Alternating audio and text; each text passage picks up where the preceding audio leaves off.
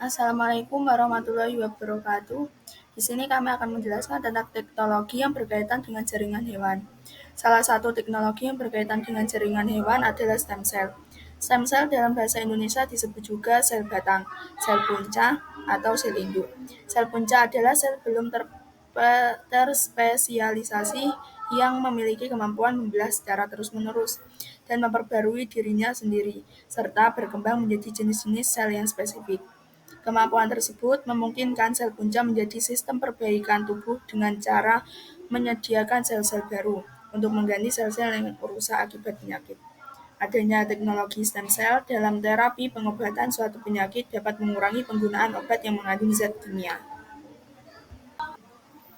Berdasarkan kemampuan untuk berdiferensiasi, stem cell dibagi menjadi beberapa jenis, yaitu totipoten, pluripoten, multipoten, dan unipoten.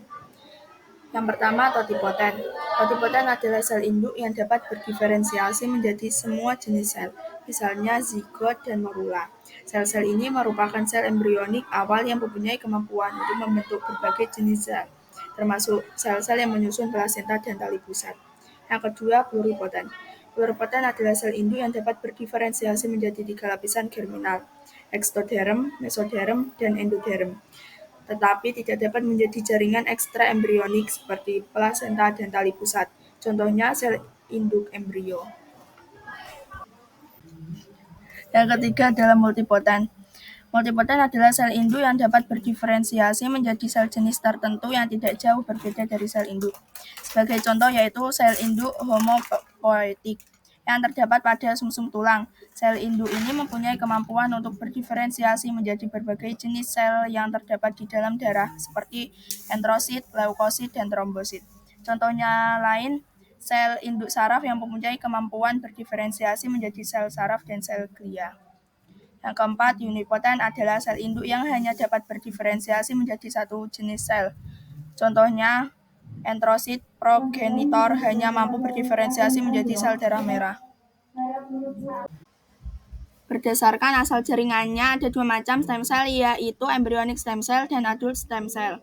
Embryonic stem cell adalah sel induk yang diperoleh dari embrio pada fase blastosit, 5-7 hari setelah pembuahan. Pada fase blastosit, massa sel bagian dalam mengelompok dan mengandung sel-sel embrionik. Sel-sel tersebut mampu berkembang dengan baik dalam media kultur optimal. Oleh karena itu, sel-sel embrionik dapat diarahkan menjadi semua jenis sel yang dijumpai pada orang dewasa seperti sel-sel darah, sel-sel otot, sel-sel hati, dan sel ginjal. Yang kedua, adult stem cell. Sel induk dewasa merupakan sel induk atau sel punca yang diperoleh dari tubuh orang yang bersangkutan. Sel induk dewasa ditemukan di antara sel-sel lain yang telah berdiferensiasi dalam suatu jaringan yang telah mengalami maturasi. Dengan kata lain, sel induk dewasa merupakan sekelompok sel yang belum berdiferensiasi, bahkan kadang ditemukan dalam keadaan inaktif pada suatu jaringan yang telah memiliki fungsi spesifik dalam tubuh individu. Jadi pada dasarnya semua orang memiliki sel induk dalam tubuhnya masing-masing. Karakteristik embryonic stem cell. Yang pertama, pluripoten. Artinya stem cell ini mempunyai kemampuan berdiferensiasi menjadi sel-sel yang merupakan turunan dari 3 lapisan germinal, tetapi tidak dapat membentuk membran embrio. B. Immortal, artinya dapat berumur panjang sehingga dapat memperbanyak diri ratusan kali pada media kultur. C. Mempunyai karyotipe yang normal. D. Dapat bersifat tumorigenik, artinya setiap kontaminasi dengan sel yang tidak berdiferensiasi dapat menimbulkan kanker. E. Bersifat allogenik, artinya berpotensi menimbulkan terjadinya penolakan imunitas. Untuk mencegah terjadinya reaksi penolakan jaringan dapat digunakan metode transfer inti sel somatik atau terapi cloning. Sel induk dewasa memiliki karakteristik sebagai berikut. A. Dapat berproliferasi dalam periode yang panjang untuk memperbarui diri.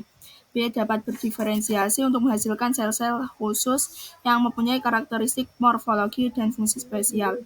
C. Sumber utama sel induk dewasa yang terdapat pada manusia yaitu sumsum tulang, jaringan lemak, dan darah dari plasenta. Stem cell sangat bermanfaat dalam pengobatan suatu penyakit. Sebagai contoh, dalam pengobatan penyakit Parkinson.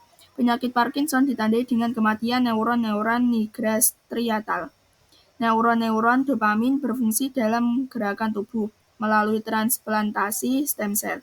Diharapkan dapat mengganti neuron dopamin yang mati dan mengurangi gejala penyakit Parkinson.